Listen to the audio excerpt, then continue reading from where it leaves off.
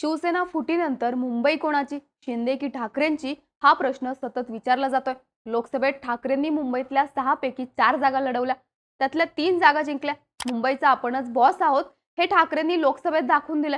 आता विधानसभेला देखील जास्तीत जास्त जागा जिंकण्यासाठी ठाकरेंनी जोर लावलाय. सोडून गेलेल्या आणि शिंदेंना साथ दिलेल्या मुंबईतील प्रत्येक आमदाराला धडा शिकवण्यासाठी ठाकरेंनी फिल्डिंग लावली. यातलाच एक मतदारसंघ म्हणजे भायखळा. भायखळ्यात शिंदे गटाकडून यामिनी जाधव यांना पुन्हा रिंगणात उतरवलंय, तर ठाकरेंनी उपनेते मनोज जामसुदकर यांना तिकीट दिले. काँग्रेसचा बालेकिल्ला असलेल्या भायखळ्यात गेली 3 टर्म 3 पक्षांचे आमदार झालेत.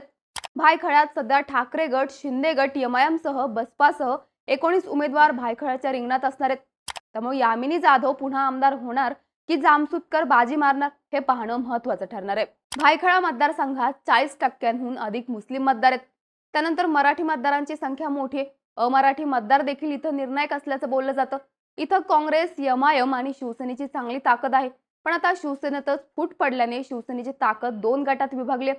अशा स्थितीत हा मतदारसंघ कोणाला साथ देणार? मतदारसंघातील अंडरकरंट काय आहेत? मतदारसंघातली नेमकी फाईट कशी असेल? हेच मतदारसंघाचं राजकारण या स्पेशल सिरीजमधून पाहणार आहोत. नमस्कार, मी नम्रता आणि तुम्ही बघताय बोल भिडूची स्पेशल सिरीज मतदारसंघाचं राजकारण. यामिनी जाधव सध्या भायखळ्याच्या आमदार आहेत. शिवसेनेतील फुटीनंतर त्यांनी एकनाथ शिंदेंना साथ दिली होती. त्यांचे पती यशवंत जाधव मुंबई महापालिकेचे माजी स्थायी समिती अध्यक्ष राहिलेत. जाधव दाम्पत्याचं माझगाव ताडवी परिसरात चांगलं वर्चस्व असल्याचं सांगण्यात येतं. त्यांच्याकडे एकूण 20,000हून अधिक मतांचं पॉकेट असल्याची माहिती आहे. या मतदारसंघात धनुष्यबाण हे चिन्ह देखील चांगलं रुजलंय. त्याचा त्यांना फायदा होईल असं बोललं जात आहे. मात्र पक्षफुटीचा फॅक्टर यामिनी जाधव यांच्या विरोधात जाण्याची शक्यता आहे. यामिनी जाधव यांनी शिवसेना फुटीनंतर एकनाथ शिंदेंना साथ दिली होती. तेव्हापासून त्यांच्यावर गद्दारीचा आरोप होतोय. त्यामुळे मतदारसंघातली मराठी मतं त्यांच्या विरोधात जाण्याची शक्यता आहे. लोकसभेला याचा फटका बसल्याचं दिसून आलं होतं. विधानसभेला देखील हाच ट्रेंड कायम राहण्याची शक्यता वर्तवली जाते. लोकसभा निवडणुकीत शिंदे गटाकडून यामिनी जाधव यांना दक्षिण मुंबईतून तिकीट देण्यात आलं होतं. त्यांचा सामना ठाकरे गटाच्या अरविंद सावंत यांच्याशी झाला होता. या सामन्यात अरविंद सावंत विजयी झाले. मात्र यामिनी जाधव ज्या मतदारसंघातून विधानसभेला निवडून आल्या होत्या त्या भायखळ्यातून देखील अरविंद सावंतांना लीड मिळालं. सावंतांना भायखळ्यात यामिनी जाधव यांच्यापेक्षा 46,066 मतं अधिक पडली होती. ही मतं अरविंद सावंतांच्या विजयात निर्णायक ठरली. त्यामुळे मराठी मतं यामिनी जाधव यांच्या विरोधात जातील असा अंदाज लावला जातोय. दुसरीकडे यामिनी जाधव भाजप सोबत असल्यानं इथली मुस्लिम मतं देखील त्यांच्या विरोधात जाण्याची शक्यता आहे. कारण मागच्या काळात विविध भाजप नेत्यांनी मुस्लिम समाजाबाबत प्रक्षोभक वक्तव्य केलेत. लोकसभेत स्वतः पंतप्रधान नरेंद्र मोदी यांनी देखील मुस्लिम समाजाला धर्माच्या आधारावर आरक्षण मिळू देणार नाही असं वक्तव्य केलं होतं. त्यामुळे 40% मुस्लिम मतदार असलेल्या भायखळ्यात यामिनी जाधव यांच्यासाठी यंदाची निवडणूक आव्हानात्मक असल्याचं बोललं जातंय. याशिवाय 145 कोटी रुपयांच्या कर थकबाकीवरून यामिनी जाधव यांचे पती यशवंत जाधव आयकर विभागाच्या कचाट्यात सापडलेत. तसेच 2009 पासून मतदारसंघाने प्रत्येक वेळी आमदार बदललेला आहे. या सगळ्या बाबी लक्षात घेता यामिनी जाधव यांची आमदारकी डेंजर झोनमध्ये असल्याचं सांगितलं जातंय. भायखळ्यातील काँग्रेस आणि शिवसेनेची वोट बँक पाहता या दोन्ही समीकरणात ठाकरे गटाचे मनोज जामसुदकर प्लसमध्ये जाताना दिसतात. त्यांना ठाकरे गटाकडून उमेदवारी मिळाली असली तरी ते मूळचे काँग्रेसचे आहेत. त्यामुळे मतदारसंघातल्या दोन्ही वोट बँका जामसुदकर यांच्या पाठीशी उभ्या राहतील असा अंदाज वर्तवला जातोय.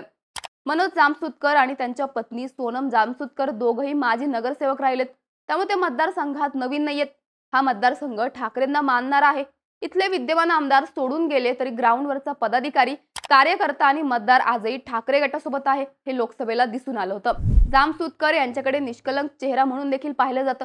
त्यांना माथाडी कामगारांचा देखील मोठा पाठिंबा आहे. तसेच शेजारील आदित्य ठाकरेंचा वरळी मतदारसंघ असल्याने भायखळ्यातील मराठी मतं जामसुदकरांना वळवण्यात फायद्याचं ठरू शकते.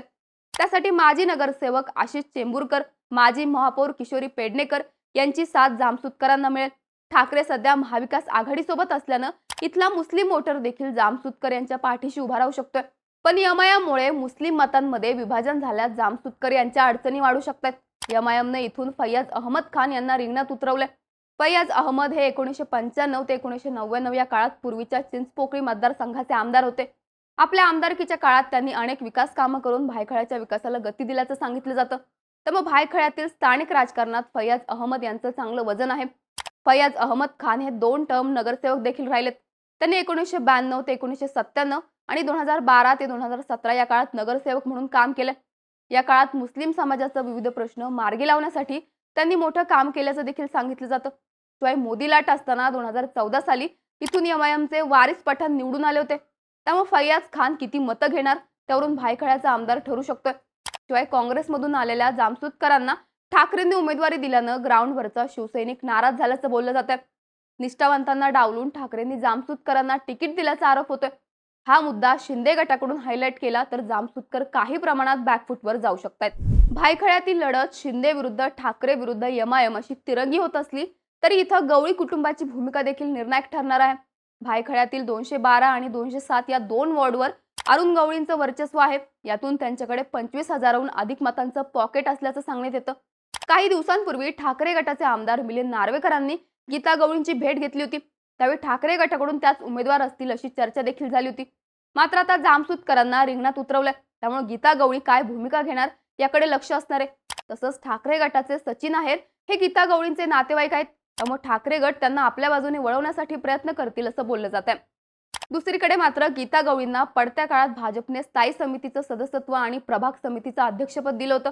त्यामुळे गीता गवळी महाविकास आघाडीला पाठिंबा देणार की महायुतीला हे पाहावं लागणार आहे. एकूणच भायखळ्याचं मैदान मारायचं असेल तर ठाकरे गटाला मुस्लिम मतांचं विभाजन रोखावं लागणार आहे. शिवाय गीता गवळी यांना देखील आपल्या बाजूने वळवण्याचं काम करावं लागणार आहे. हे दोन फॅक्टर आपल्या बाजूने वळवण्यात ठाकरे यशस्वी झाले तर भायखळ्याची जागा सेफ होऊ शकते असं सांगितलं जातं. भायखळ्यातील तिरंगी लढतीबद्दल तुम्हाला काय वाटतं? इथून कोण बाजी मारू शकतं? तुमच्या प्रतिक्रिया कमेंट करून नक्की सांगा आणि अशाच राजकीय घडामोडी विस्तारानं पाहण्यासाठी बोल व्हिडिओला नक्की सबस्क्राईब करा.